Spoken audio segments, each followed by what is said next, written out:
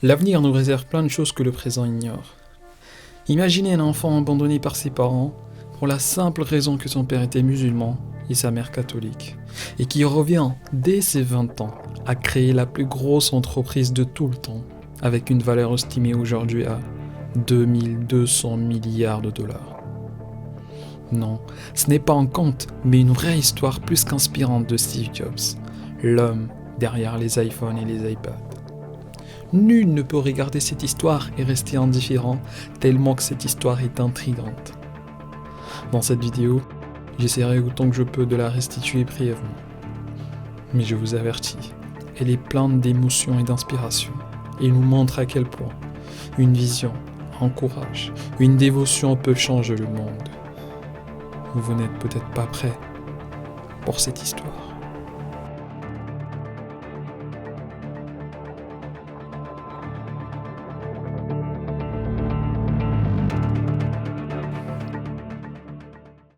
Arthur Schiebel était le grand-père de Steve Jobs, que Steve Jobs n'a jamais connu.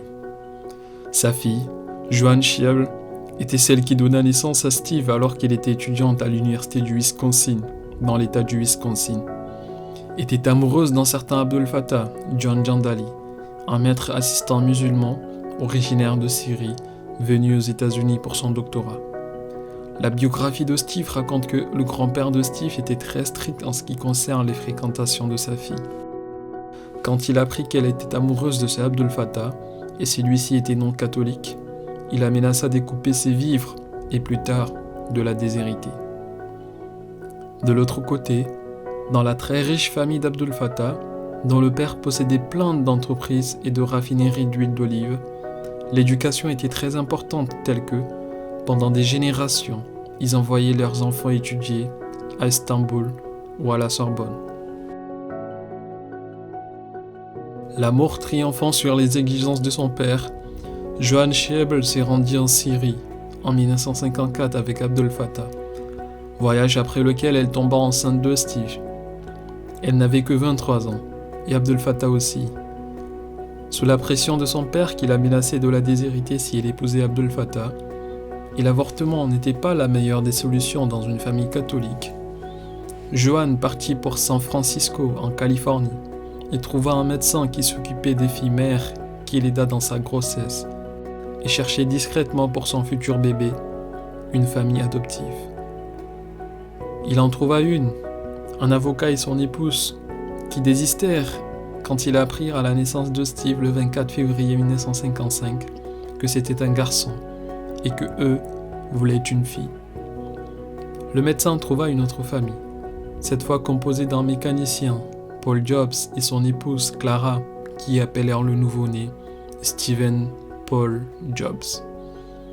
À la signature des papiers d'adoption, Joan refusa de signer parce qu'elle voulait que son enfant soit adopté par des gens ayant fait des études supérieures.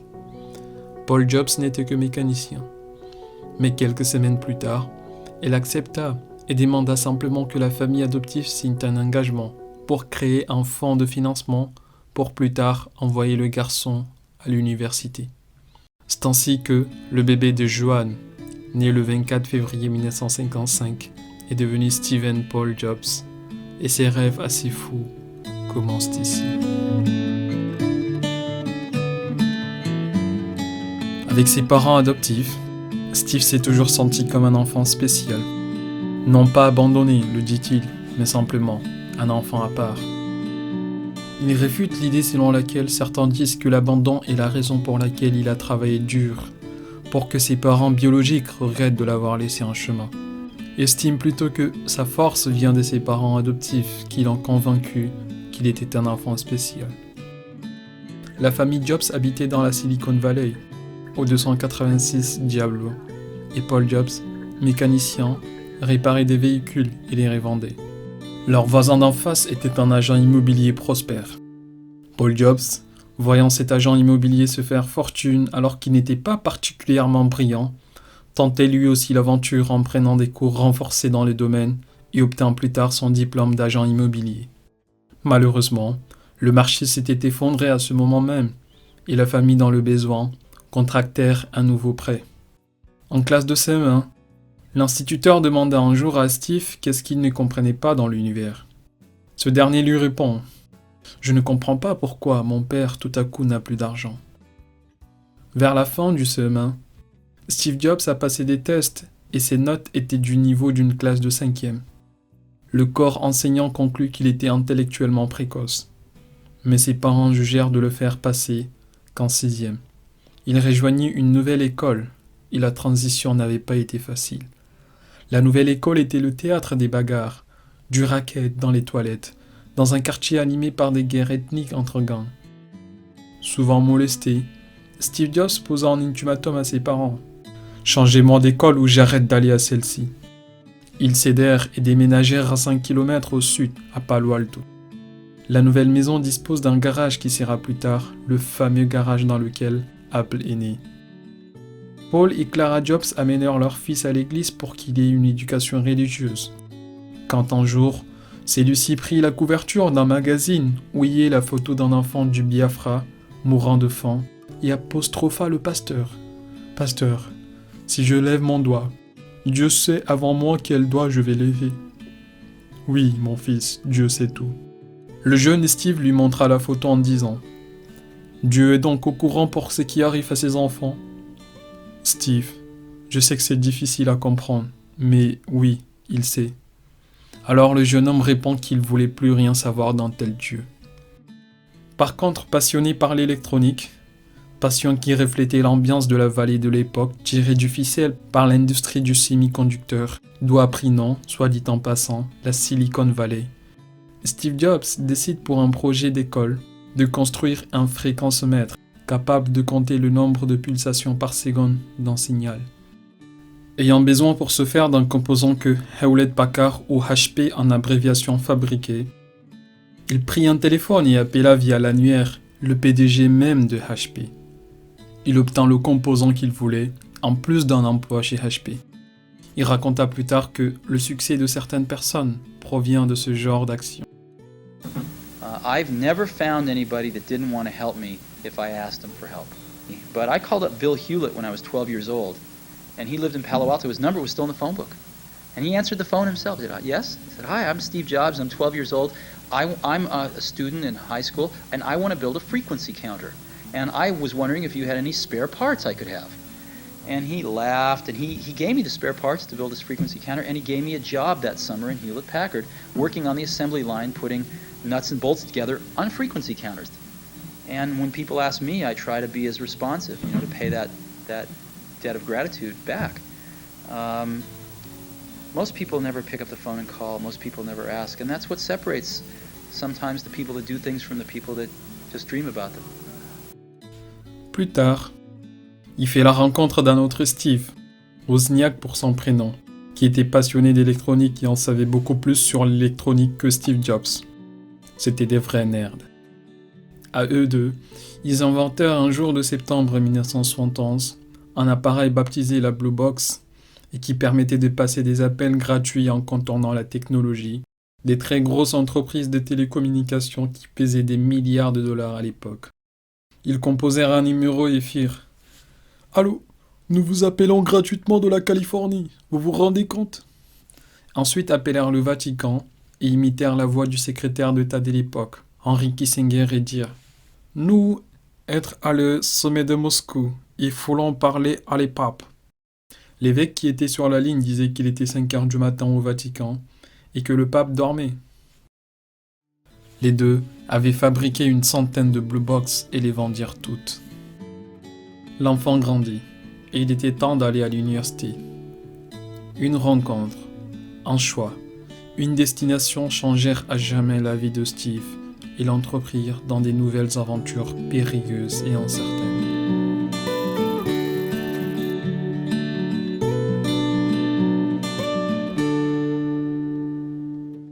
Quand il fallait partir à l'université, Jobs refusa de partir à Stanford, ni à Berkeley.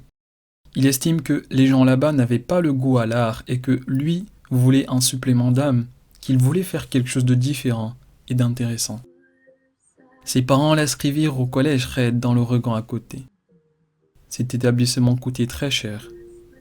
Là-bas, il rencontrait celui avec qui il ferait plus tard le voyage en Inde, Daniel Kottke, et celui à l'origine de l'idée du voyage, Robert Friedland. Les trois se partagèrent un intérêt commun pour le zen, le jeûne, et passaient des jours à ne manger que des pommes ou des carottes, suivant un régime alimentaire végétarien très sévère. Ils consommaient de l'acide, fumaient de l'herbe, s'adonnaient au jeûne extrême et écoutaient du Bob Dylan. Steve Jobs en avait marre de tous les cours. Il ne voulait plus continuer, il voulait simplement traîner dans le campus de l'établissement. Mais il songeait également à ses parents qui ont investi toute leur économie pour sa scolarité. L'établissement l'acceptant en tant qu'auditeur libre, sans payer les frais de scolarité. Il rentre finalement chez ses parents, après 18 mois d'errance au collège Red, et décrocha un travail chez Atari, une entreprise considérée comme fondatrice de l'industrie du jeu vidéo. Il continua toujours avec ses régimes drastiques, ses périodes de méditation, et son envie dévorante d'être constamment en quête d'illumination. Avec son ami Kottke, il lisait beaucoup sur la spiritualité orientale et entreprirent un voyage en Inde qui dura 7 mois. Là-bas, Steve Jobs errait de village en village à la recherche d'un gourou qui lui servirait de mentor. Il tomba malade, sévèrement malade, et s'est promené souvent pieds nus. Il rentre finalement chez lui et appela ses parents pour le chercher à l'aéroport. Ils passèrent plusieurs fois devant lui, sans le reconnaître tellement qu'il a changé, maigri et devenu tout fin. Une fois chez lui, il reprit son travail chez Atari et reprit aussi son amitié avec l'autre Steve. Mais continua toujours avec ses habitudes zen, sa méditation, le jeûne et le régime extrême. Il ne savait pas quoi faire de sa vie. Il traînait, fumait, jeûnait et devenait méconnaissable. Mais tout a changé pour lui à cause d'un magazine, d'une fréquentation d'un petit club appelé le Homebrew Computer Club, qui initiait l'aventure de la marque à la pomme, qui pèse aujourd'hui 2000 milliards.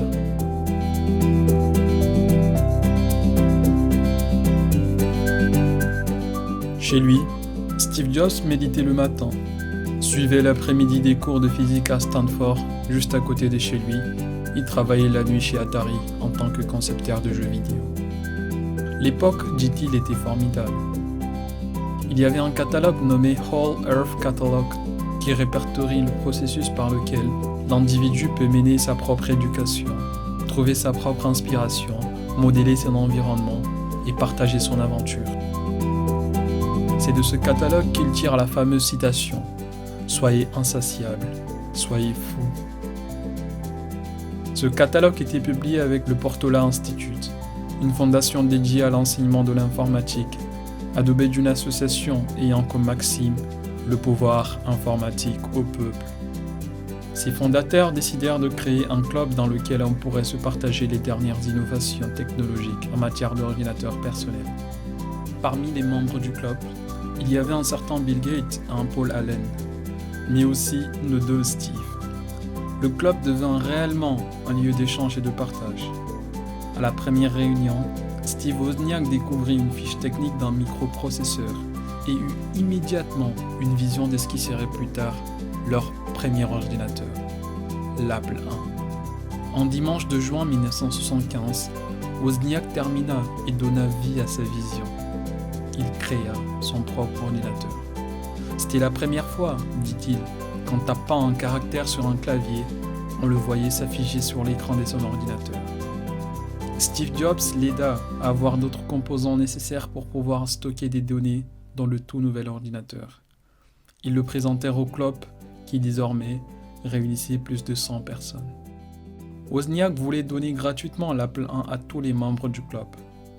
D'ailleurs, c'était ça l'esprit du club, partager et non pas vendre. Mais cette approche n'était ni la vision de Steve Jobs, ni celle de Bill Gates. C'était là la grande différence entre Steve Jobs et Steve Wozniak. Le premier voyait la possibilité d'assembler tout un ordinateur et le revendre. Le second voulait le donner gratuitement. Mais Jobs savait comment convaincre Wozniak. Il insouffla l'idée de créer leur propre société, même si Wozniak restait toujours sceptique. Pour trouver le fonds nécessaire pour lancer leur société, Jobs vendit son combi Volkswagen pour $1 500. Wozniak vendit sa calculatrice HP 65 pour $500 et tous deux rajoutèrent un peu de leur économie. Ils avaient en tout $3500 et un projet. Comment appeler la société ? s'est demandé les deux amis. Steve Jobs proposa alors Apple Computer. J'étais dans la phase pomme de mon régime, explique-t-il. Je revenais de la plantation de pommiers. Je trouvais ce nom drôle, sympathique et pas du tout intimidant.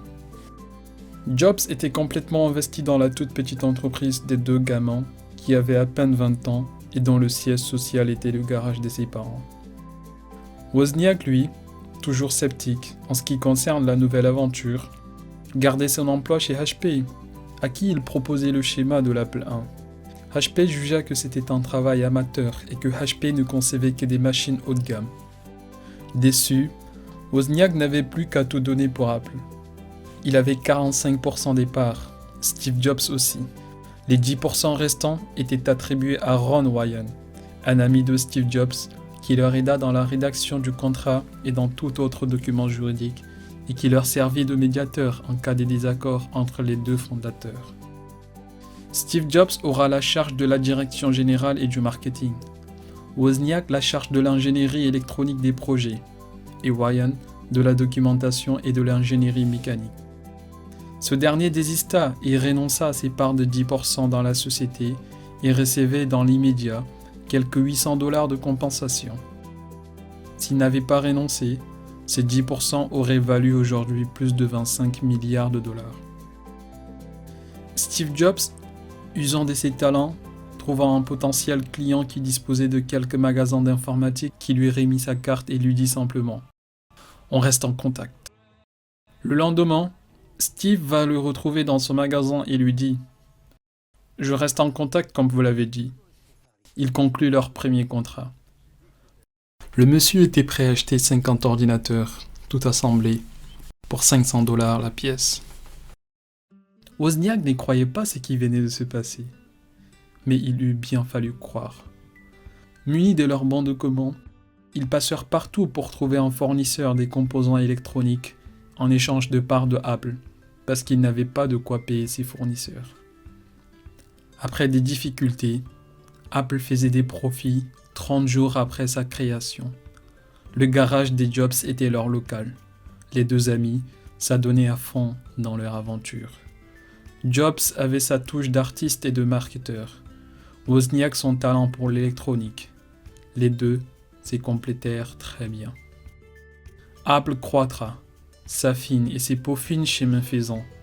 Mais les composants coûtaient cher et l'entreprise avait besoin des investisseurs. Steve Jobs va voir un investisseur à qui il proposa un tiers des parts de Apple, contre un investissement de $50 000. L'investisseur s'est cru malin et dit non. Il dit aujourd'hui qu'en pensant à son rejet, il en rit pour ne pas en pleurer. Finalement, Jobs trouva un premier grand investisseur, qui avec peu d'hésitation, investit $250 000. C'était Mike Markula. Cet investissement permit à la société de construire l'Apple II et plus tard un autre ordinateur appelé Lisa, puis le Mac avec des campagnes publicitaires révolutionnaires telles que le Think Different de 1997. À mesure que l'entreprise grandissait, les exigences étaient loin de celles des deux jeunes dans le garage de leurs parents. Steve Wozniak quitta Apple en février 1987, 12 ans après sa création. Suite à des problèmes internes, il reprochait à la direction de n'avoir des yeux que pour Steve Jobs et son Macintosh. Il fonda lui aussi sa propre société de commercialisation de télécommandes universelles. Et Steve Jobs, lui non plus, n'était pas épargné. Il a été renvoyé d'Apple. Oui, renvoyé publiquement d'une société qu'il a créée avec son ami dans le garage de ses parents. L'entreprise n'allait pas bien après le départ de Steve Jobs. Ce dernier, après avoir été licencié de sa propre entreprise, fonda Pixar, qui produisit avec Disney les premières animations 3D telles que Toy Story, Cars ou Nemo. L'entreprise a été rachetée en 2006 par Disney. Il fonda aussi Next, une entreprise qui fabrique elle aussi des ordinateurs et qui, sans succès, finit en entreprise fabriquant des logiciels. Apple, de son côté, était aussi dans une très mauvaise situation. L'entreprise est entre les mains des commerciaux que seul l'argent, le profit intéresse. Il n'y avait pas de vision, pas de passion, plus de produits alliant art et technologie. Microsoft ramassait la plus grande part du marché. Et Apple sombrait. Dans une coïncidence assez singulière, Apple avait besoin d'une technologie que développait Next, l'autre entreprise de Steve Jobs. Et en 1996, Apple acheta l'entreprise et fit de Steve Jobs le nouveau patron. Il insuffla ce qu'il appelait la renaissance d'Apple, en référence à l'époque de la Renaissance, et revint avec des produits révolutionnaires tels que le iMac en 1998, l'iPod en 2001, l'iBook et l'iTunes, et plus tard l'iPhone, l'iPad, le MacBook Air, et le reste était histoire. Mais Jobs était malade d'un cancer de pancréas. La tumeur s'est développée et en octobre 2011, il mourut après des très longues et discrètes souffrances. Apple s'est développé et atteint aujourd'hui une capitalisation de 2000 milliards de dollars.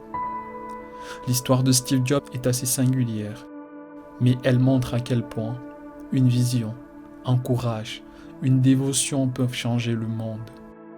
Qui aurait cru que deux adolescents, construisant des circuits électroniques en 1976, auraient pu façonner nos quotidiens en 2020?